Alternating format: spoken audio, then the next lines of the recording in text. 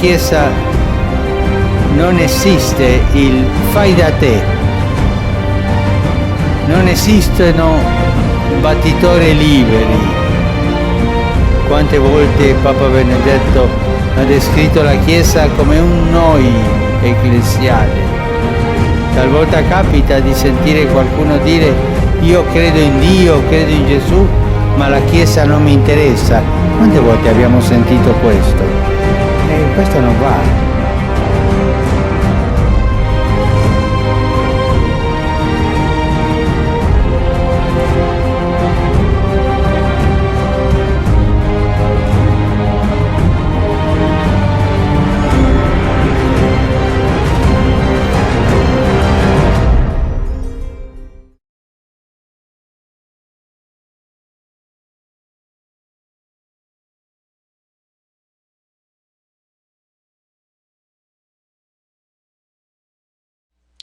Maintenant, allons-y pour la dernière notion astronomique de ce chapitre-là.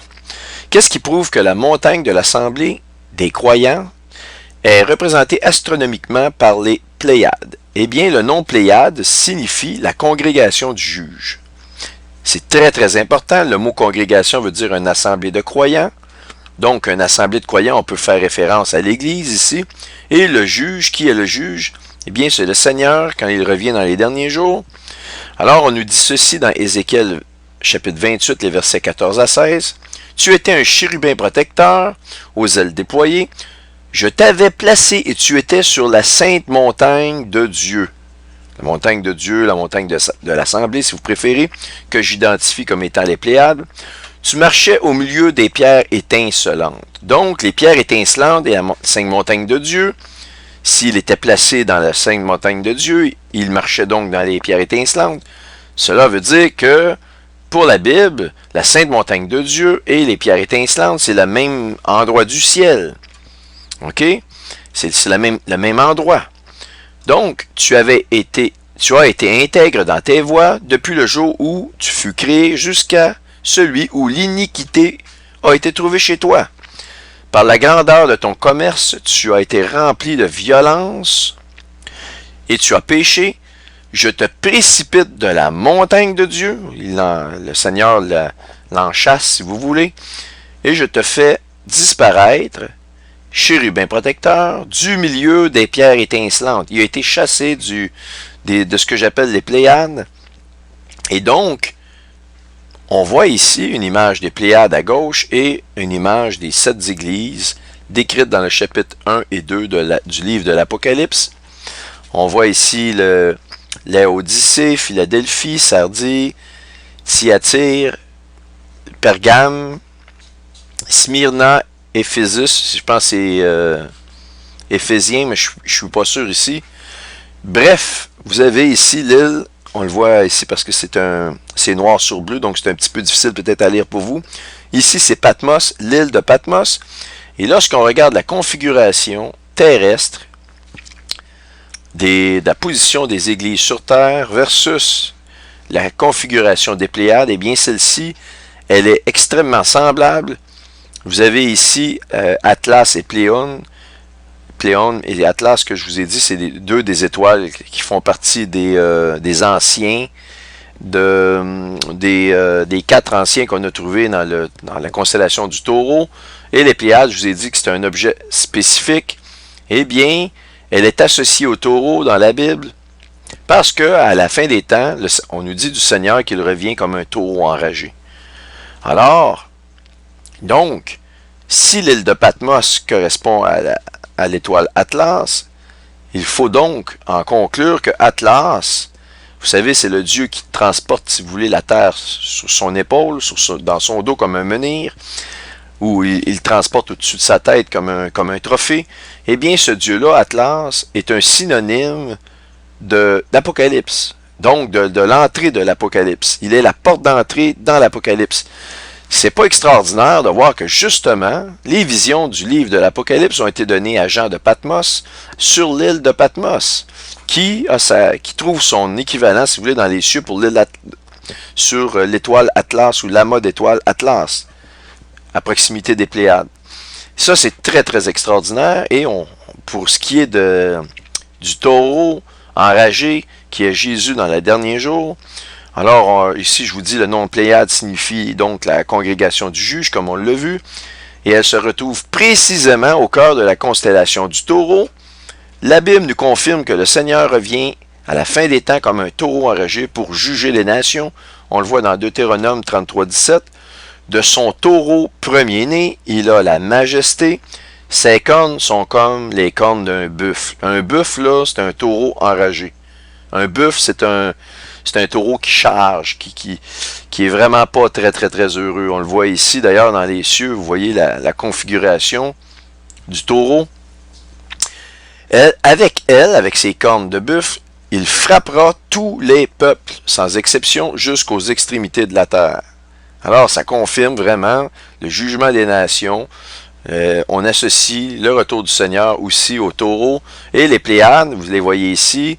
C'est sûr que l'image est assez loin. On voit l'ensemble du taureau. C'est en plein cœur du taureau. Est-ce que c'est pas encore assez extraordinaire de voir que la parole de Dieu nous dévoile encore ces choses-là avec une très, très grande précision? Un autre fait extraordinaire, c'est la description que la Bible nous donne de la montagne de Dieu en la qualifiant de pierre étincelante. Bien, lorsqu'on regarde les Pléiades dans le ciel, ceux qui sont astronomes amateurs, vous le savez, en regardant avec le télescope, voyez-vous l'éclat de... C'est vraiment l'apparence de cet amas d'étoiles. C'est une des plus spectaculaires du ciel, sinon la plus spectaculaire du ciel, et elle est complètement unique. Vous avez vraiment une teinte bleutée avec un petit peu de vert à l'intérieur. C'est extraordinaire. Je ne sais pas si je peux prendre une photo des Pléiades qui est réelle pour la montrer.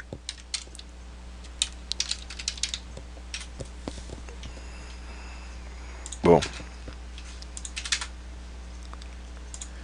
Pardon, Alors, on les voit ici. On voit vraiment, là, plusieurs photos des Pléiades. On peut prendre celle-ci peut-être de plus proche. Bref, vous pouvez voir l'apparence des Pléiades.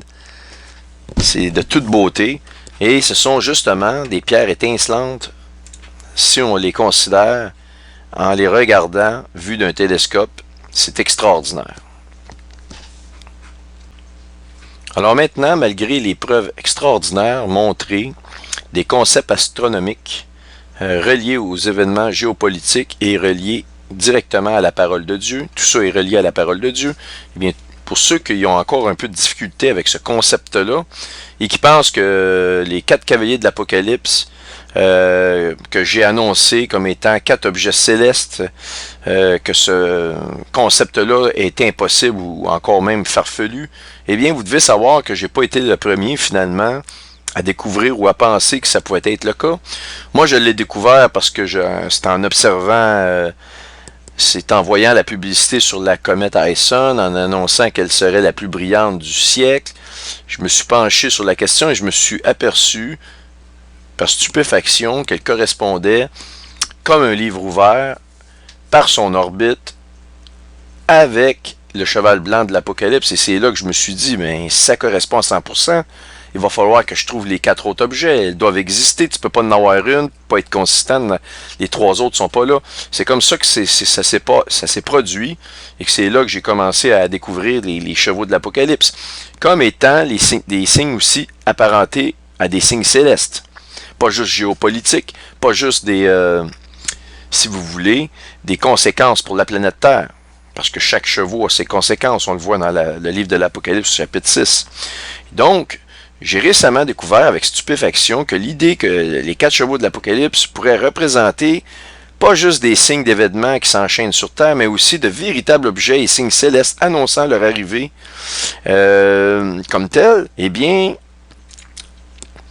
même s'il s'agit d'un ouvrage séculier, voilà déjà ce que le docteur Eric Morse, ou Morse pour certains, auteur du livre The Living Stars, les étoiles vivantes si vous voulez, qui fut publié en mars 1989, déclarant au sujet des 4 étoiles principales des cieux représentant les 4 êtres vivants dans la Bible.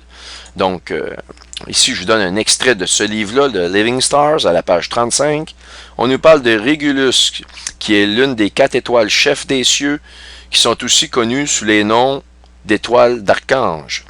L'étoile Régulus, le lion représente l'ange Raphaël, le guetteur du nord, Aldébaran, le taureau représente l'ange Michael, le guetteur de l'est, Antares, le scorpion, l'aigle, représente l'ange Oriel, le guetteur de l'ouest.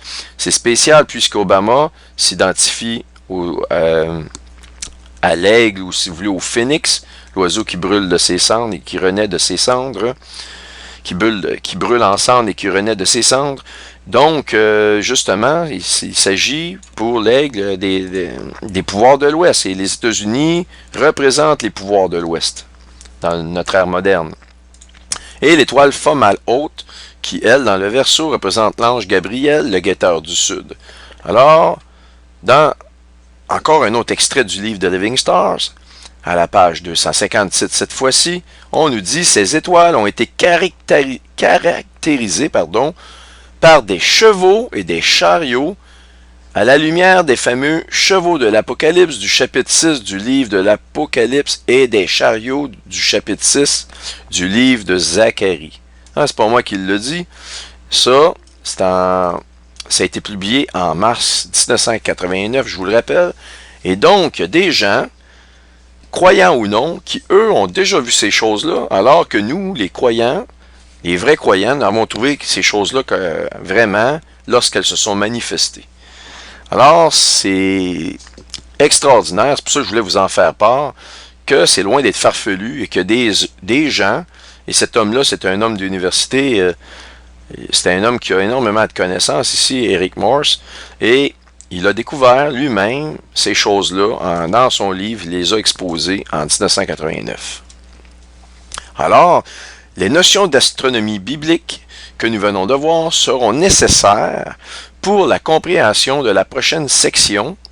J'appelle la section 4.2, mais ça va plutôt être le chapitre 6 de cette présentation, qui va s'appeler « Le cheval noir de l'Apocalypse et la crise financière, l'enlèvement de l'Église et la destruction des États-Unis d'Amérique ». Alors, restez avec moi, c'est à suivre, et j'ai énormément de choses extraordinaires à vous montrer. Ce n'est que le début, et c'est pour ça que j'ai pris d'ailleurs 2 mois et demi à écrire tout ça, parce que je me devais de le faire pour bien vous présenter ces concepts-là.